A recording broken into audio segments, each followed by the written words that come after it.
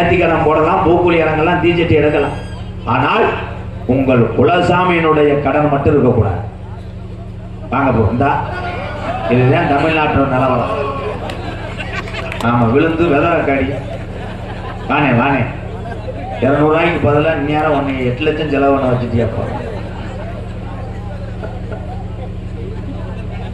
கருணாநிதி மனோகரே பாட்டி சொல்றோம். அவ்வளவுதான். எந்த ஊரு? யாப்பா போய் உட்காரு. ஒரே ஒரு விஷயம், நான் உனக்கு 5000 தரேன், ஏதோ குடிய விட்டுருவேன் போனேன்.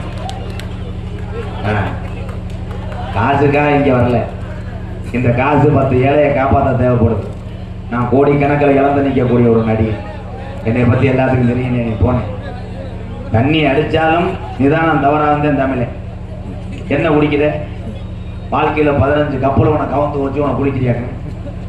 இதே ஆம்பளை குடிக்க நினைச்சு பொம்பளை குடிக்க நினைச்சா நம்ம தமிழ்நாட்டோட நிலைமை யோசிச்சு பாரு. இனிமே பொம்பளையால கிளம்பத்தா புரிஞ்சேன். ஆப்பு சாப்பிட்டு நீ ஒரு புள்ள சாப்பிட்டு வீட்டுல உட்காந்துரு. அவன் என்னடி போத்தாண்ட நீ என்னோட பொம்மா பிள்ளைய போற அம்மா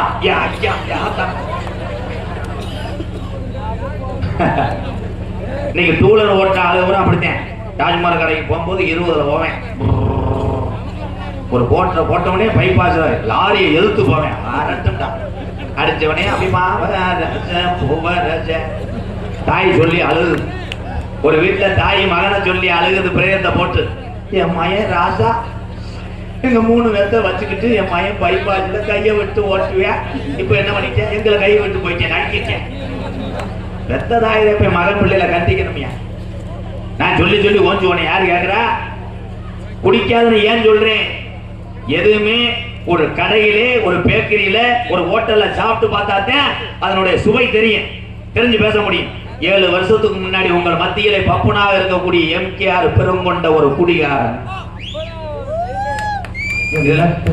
இவ்வளவு பெரிய மேடையில உண்மையை சொல்றதுக்கு ஒரு தைரியம் வேணும். எனக்கு உண்டு. குடிய மறந்தேன். இன்னைக்கு ஆதரவற்ற எல்லாம் 3 ஏக்கர்ல கட்டியிருக்கேன். எத்தனை பேரை வாழ வச்சிருக்கேன். 32 வீடு கட்டி கொடுத்துருக்கேன் இல்லாதவர். இது நான் பெருமையா சொல்லல. ஏன் சொல்றேன்? என்னுடைய தம்பிகள், இங்க நிக்கக்கூடிய இளைய சமுதாயம் ஒவ்வொருத்தரும் 100 ஆண்டு காலம் நீங்க நல்லா இருக்கும். எங்கிட்ட அங்கிட்டு போய் என்னை வஞ்சிட்டு போவேன். நாடகம் பார்க்க என்டர்டைன்மெண்ட் வந்தா அவன் அறுக்குறான்டா முட்டை. இவனுக்கு ஒரு காசை வெட்டி போடுவோம்னு நினைப்பேன். எத்தனை மனிதனுடைய போராமை நிறைந்த உலகத்திலே ஒவ்வொரு மனிதனும் அதை தாங்கிக் கொண்டு போட்டி ஓட்டு வாழ கத்துக்கவான், உலகத்திலே பிழைத்துக் கொள்வான். நம்மள பேசிக்கிட்டே இருக்காங்க. இந்த வீட்டுக்குள்ள படுத்துக்கிறதுனா சிலிண்டரை போயிட்டு போயிடுவாங்க. போராம யார்கிட்ட இல்ல, எல்லாத்தையும் போராம இருக்கு. ஒரு பையன் ஒரு வண்டி வாங்கிட்டு வர்றான்னா ஒரு இளைஞர் நண்பர்களை புறம் கூப்பிட்டு காட்டேன். இந்த வண்டி எங்க அப்பா வாங்கி கொடுத்தாரு. எவ்வளோ? 2.5 லட்சம். ஓ, 2.5 லட்சம். எங்க அப்பா டிவிஸ் பெட்டி வாங்கி கொடுத்தேன்.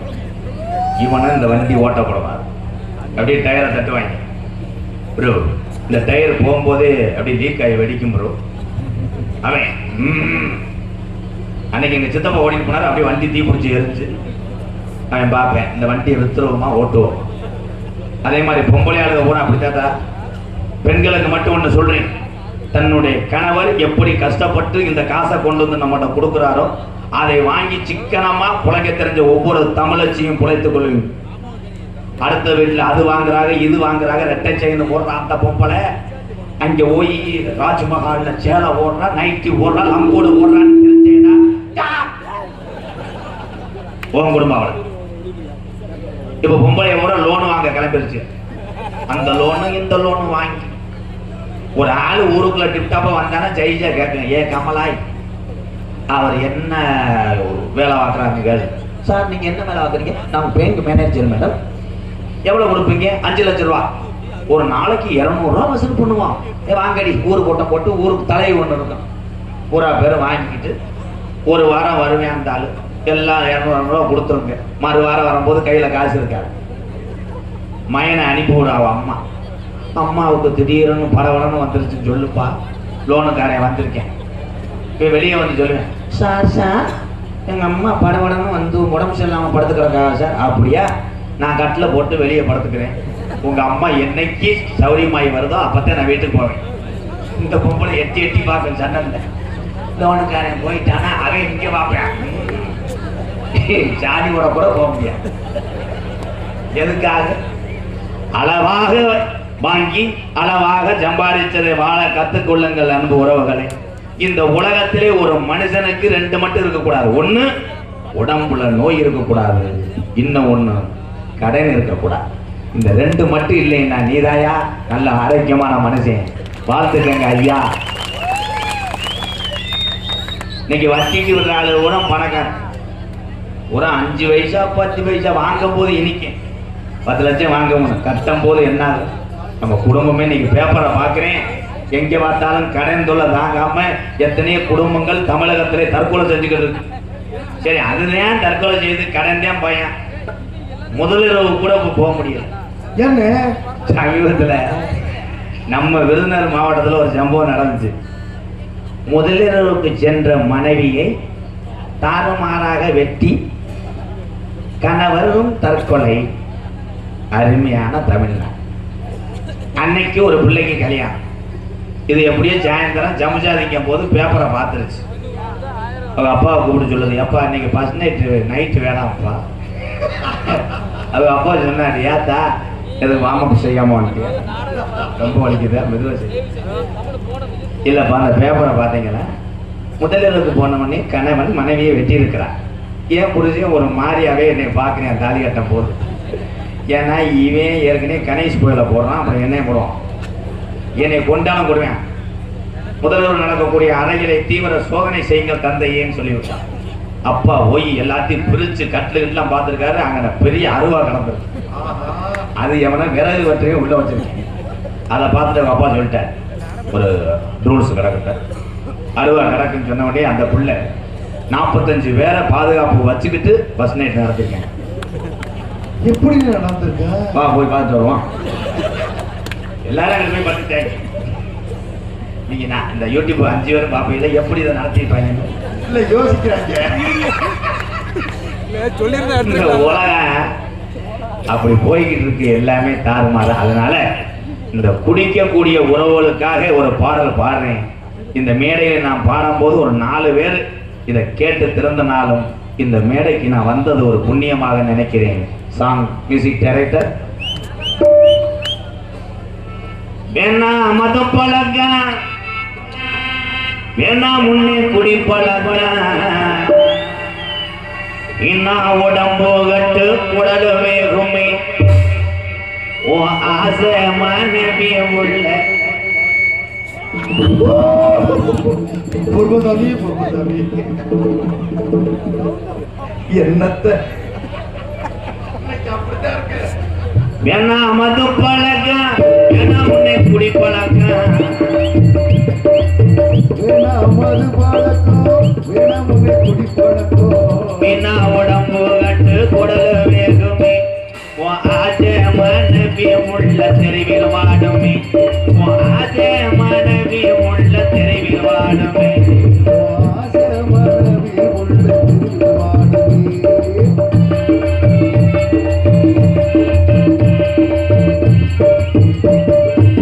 10 வயசு உள்ள என் தங்க, என் ராஜா, என் ஜாமி, 10 வயசு உள்ள என் தங்கம், என் ராசா, என் ஜாமி. 10 வயசு உள்ள பள்ளிக்கூடம் போற உள்ள சட்டை கிழிஞ்சு ஒச்சு வாங்கி தந்தியா, சட்டை கிழிஞ்சு ஒச்சு வாங்கி தந்தியா, படச்சாராய குடி போதையத்தான் நீ மறந்தாயா, படச்சாராய குடி போதையத்தான் நீ மறந்தாயா. அதுக்கு ஏன்னா மது பழக்க, ஏன்னா முன்னே குடி பழக்க, என்ன உடம்பு கட்டு குடல வேகுமே, ஆசை மனைவி உள்ள உன்னை நம்பி இருக்கிற இந்த ஜீவனெல்லாம் அட தெருவில் வாடுமே.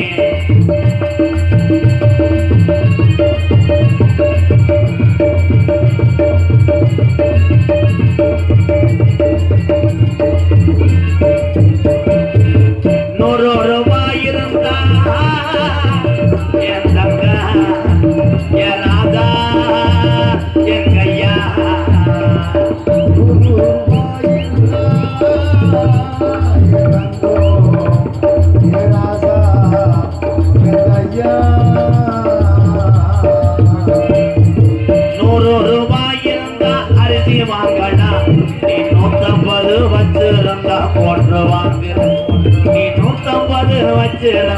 போற்றுவாங்க. அதுக்கு வேணாம் மது பழக்க, வேணாம் முன்னே குடி பழக்க, வீணா உடம்பு கட்டு குடல் வேகுமே.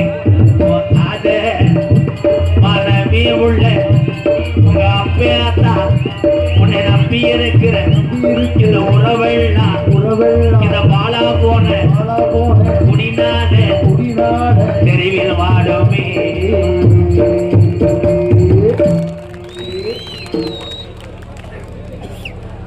இப்ப தட்டினாலு கூட இதோட தெரிஞ்சிடும் தட்டுறீங்களா? இதுல லேசா குடிச்சாலுக்கு பூரா எரிச்சலா இருக்குமே. அடுத்து அந்த கட்டிங்க இறக்கி விட்டாங்க. குடியை உன் மனைவி சொன்னாலும் நீ விட முடியாது, மந்திரவாதி சொன்னாலும் விட முடியாது. நீ குலஜாமிக்கு போய் தீச்சட்டி எடுத்து உன் கை ஊரா கயரை கட்டினாலும் குடியை நிப்பாட்ட முடியாது. குடியை நிப்பாட்ட ஒரே ஆயுதம் எது என்றால் மனக்கட்டுப்பாடு ஒண்ணுக்கே மதுவை நிறுத்த முடியும். சில பேர் அப்படித்தான் காப்பை கட்டியிருப்பாங்க. காப்பை கட்டிட்டு காப்பை அவுத்து வச்சுட்டு குடிச்சுட்டு சாயந்தரம் குளிச்சுட்டு கட்டிக்கிறேன். நடக்குது எல்லாமே. உலகத்தில் எத்தனை சாமிகள் இருந்தாலும் உங்க எல்லாத்துக்கும் ஒண்ணு சொல்றேன், எத்தனை சாமிகள் இருக்கு, எல்லா சாமியினுடைய கதவுகளையும் திறந்து வைத்து அபிஷேகம் பூஜை செய்வார்கள். ஆனால் 18ஆம் படி கருப்பனுடைய கதவு மட்டும் ஏன் பூட்டி இருக்கு?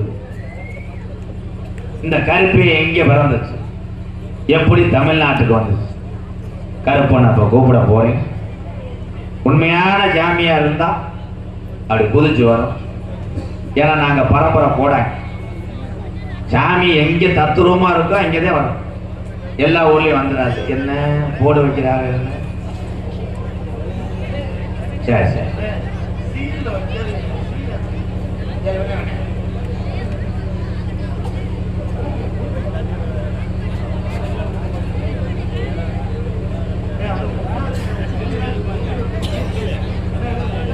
தளபதி விஜய் அவருடைய ஒரு பாடலை கேட்டிருக்காங்க. நன்றி நன்றி. என்ன பாட்டு பாட?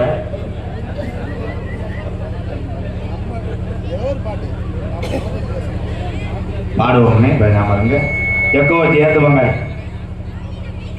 கருப்பனுடைய வரலாறை சொல்ல போறேன்.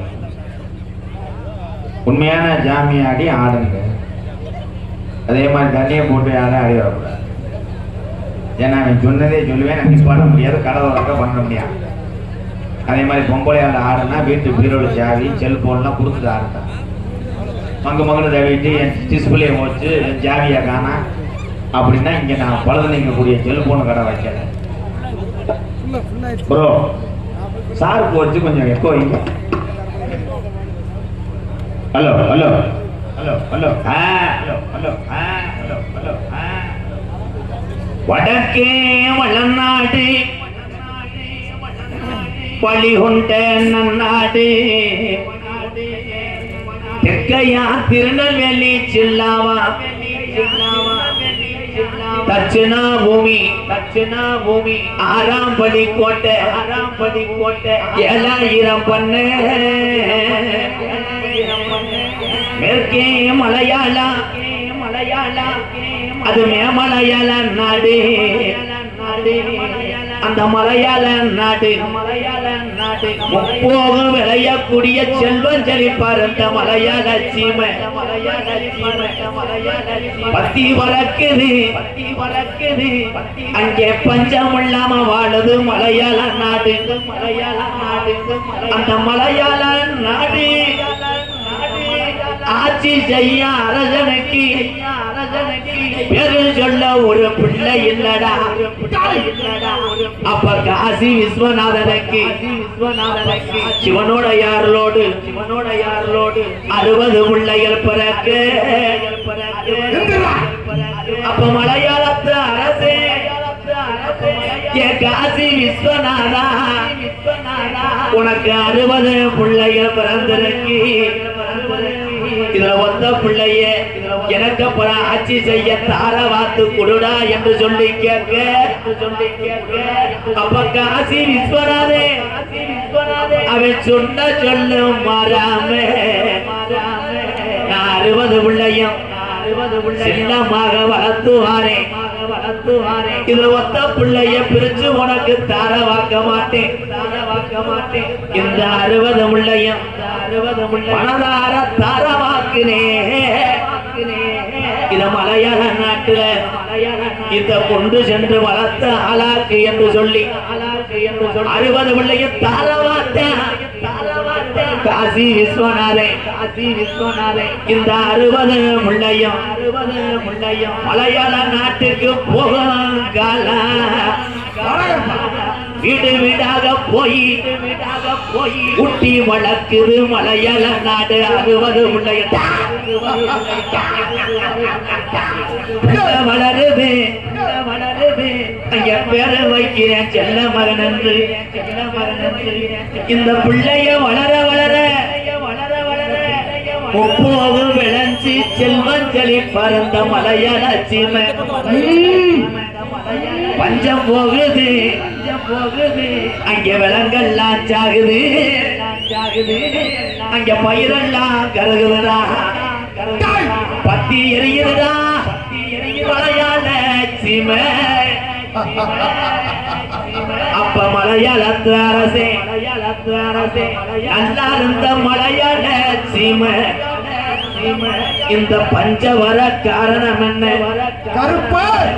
அப்ப எத்தனைய கோடாங்கிய கூட்டி வந்து மலையாள நாட்டுல மட்டும் குறி பார்த்தால அங்க உடுக்க உடச்சரிச்சிர பேச விடாம கோடாங்கிய வாய கட்டி போடும். அப்ப இந்த குறி சொல்ல நாட்டுல ஆளுலையா.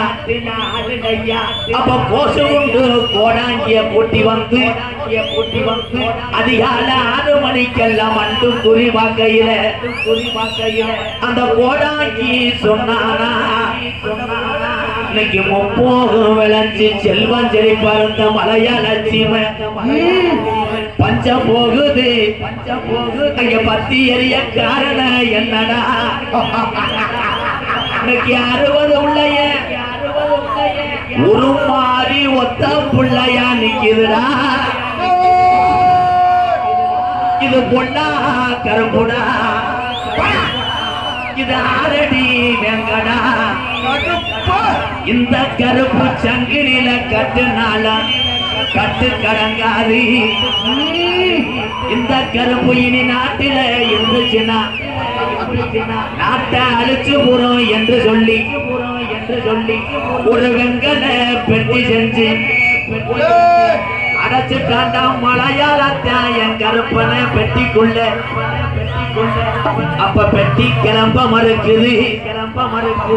அப்ப பெய்யாத மழை பெருமழை வேஞ்சி குத்தி கிளப்புடா கருப்பேன் பெட்டிய.